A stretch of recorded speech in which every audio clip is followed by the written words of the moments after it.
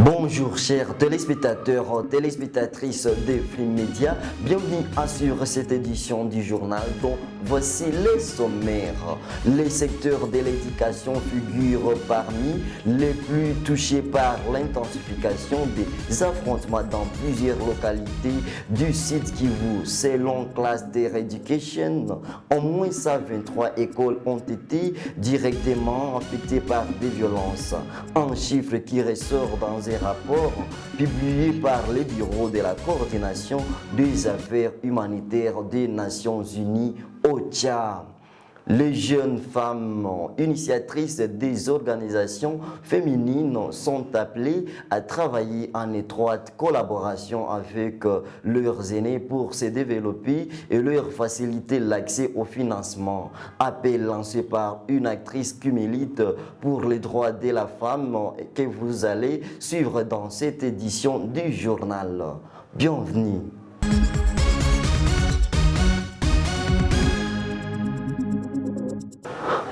23 écoles ont été directement affectées par l'intensification des affrontements opposant les forces armées de la RDC en coalition avec les Ouazalendo contre la FC 123. Ces écoles ont été notamment attaquées, incendiées, détruites ou occupés par des groupes armés. Ces incidents ont entraîné la mort de certains élèves, des blessés et ont conduit à l'enlèvement des autres.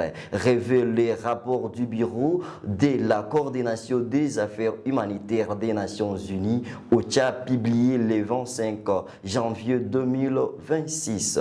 Alors qu'un probable dialogue politique se mijote en République démocratique du Congo, des acteurs s'interrogent sur la finalité réelle. Pour Désiré Taïra, acteur politique et coordonnateur national du COREP, communicateur républicain, interpelle les acteurs politiques que les débats ne doivent plus tourner autour des partages du pouvoir, mais autour des besoins réels et concrets des populations maîtrisées pendant des décennies des conflits. Le reportage signé par Mitera Rukozo. En République démocratique du Congo, l'éventuel d'un nouveau dialogue politique refait surface. Mais pour certains acteurs, ce dialogue doit changer les caps et placer les victimes au centre des discussions. À Bukavu, par exemple, Désiré Taïra, acteur politique et membre de l'opposition républicaine, rejette toute idée de partage du pouvoir entre élites politiques. Personne n'est plus congolais que l'autre et personne n'est moins congolais que l'autre. Donc, cette manière-là de parler aux uns et aux autres, c'est ce que nous voulons. Tout le monde ne voudra pas être membre du gouvernement, mais si la chose publique est bien partagée, on n'irait pas dans ce concert-là de partager le pouvoir. Il y a moyen de bénéficier du pouvoir, même sans être membre du pouvoir. Il y a moyen, s'il y a le développement, tout le monde peut se retrouver. S'il y a le salaire, s'il y a la sécurité, s'il y a le bien-être, s'il y a les routes de cette agricole, s'il y a la prise en compte de l'État, les malades et consorts, qui souhaiterait être membre du gouvernement? Selon lui, les précédents processus de paix ont oublié l'essentiel. Les victimes des conflits, premières touchées par des décennies d'instabilité, notamment les femmes. Que ce ne soient pas les mêmes personnes-là qui ont été pendant 10 ans, 20 ans, 30 ans au pouvoir, qui soient les mêmes personnes qui reviennent dans les dialogues. Non, les dialogues, ce sont les victimes. Les représentants des victimes doivent être là pour parler au compte de ces victimes-là. Notamment les femmes, la représentativité féminine doit être là. Il appelle également la population à faire pression sur les dirigeants, non pour changer les personnes au pouvoir, mais pour imposer une gouvernance au service de l'intérêt général. Pour Désiré Ntaïra, seule une approche centrée sur les victimes peut redonner espoir et ouvrir la voie à une paix durable en RDC. Afin de permettre aux jeunes organisations féminines de grandir et de leur faciliter l'accès au financement, les jeunes femmes sont appelées à miser sur la collaboration avec les organisations féminines aînées, non pas dans la logique des remplacements, mais de partage des savoirs et de construire un réseau. Un appel lancé par Judith Maroyi, chef de programme au sein du club Zaïda Catalane, ce jeudi 29 janvier 2026.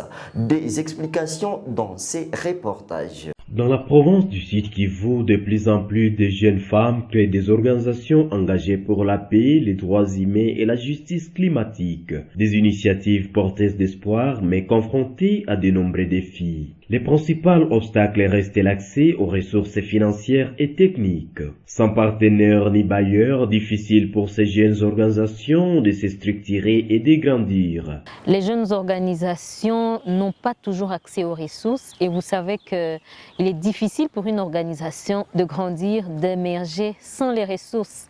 Et pour avoir des ressources, il faut des partenaires, il faut des bailleurs qui parfois exigent des critères un peu costauds et difficiles que des jeunes organisations n'ont pas. Pour avoir un projet accepté, il faut un niveau de compétitivité un peu élevé.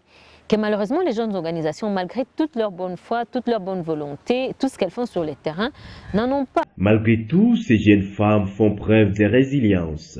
Elles mobilisent des fonds propres, se forment en ligne et utilisent le numérique, voire l'intelligence artificielle, pour renforcer leurs compétences et leur visibilité. Les jeunes, elles sont créatives. On a aujourd'hui les numériques, les outils, l'intelligence artificielle qui sont à notre portée. On passe notre temps à scroller sur TikTok et autres choses, alors qu'on peut regarder des tutoriels, par exemple, sur comment améliorer la communication, la visibilité d'une organisation et des activités. Ça, on peut apprendre en attendant qu'on ait de moyens suffisants. Judith Maroyi appelle aussi à la patience et à la collaboration intergénérationnelle entre jeunes organisations et structures féminines aînées pour le partage d'expériences et aider ces structures à grandir. Dans un contexte sécuritaire fragile, les organisations féminines du Sud Kivu continuent de se battre pour leur communauté. Terminons cette édition du journal par la page culturelle Fake News One Man Show, un spectacle d'humour engagé pour réfléchir et dénoncer la désinformation, la manipulation médiatique, des promesses politiques non tenues et les conflits à l'est de la RDC à travers les rires.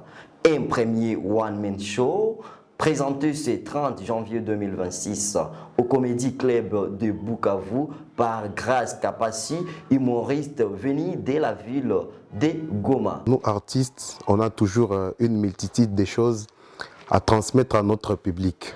En tant qu'artiste, on se doit de pouvoir transmettre toutes les informations qu'on a d'une manière artistique.